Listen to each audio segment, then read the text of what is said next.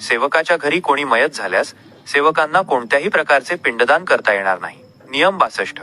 भगवंतांच्या आणि तत्वाच्या प्रतिमेचा वापर दुकानात लावण्याकरिता करू नये. यासाठी मंडळात वेगळ्या प्रतिमेची मागणी करू नये. नियम 63.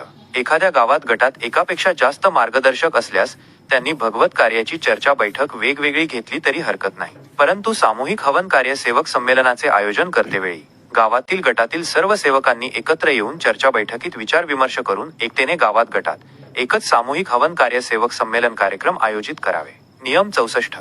सामूहिक भगवत कार्य सेवक संमेलनकरिता मंडळाव्यतिरिक्त इतर संस्थेची हवनाची प्रतिमा असलेल्या सेवकांकडून कोणत्याही स्वरूपाची देणगी वर्गणी घेऊ नये. तसेच अनेकवाल्याकडून देणगी स्वरूपात रक्कम किंवा धान्य स्वीकार करू नये. नियम 65. सामूहिक भगवत कार्य सेवक संमेलनाची आखणी करते वेळेस जेवढे गाव संमेलनामध्ये सहभागी होत असतील तेवढ्याच गावातील मंडळाअंतर्गत येत असलेल्या सेवकांकडूनच वर्गणी घेण्यात यावी.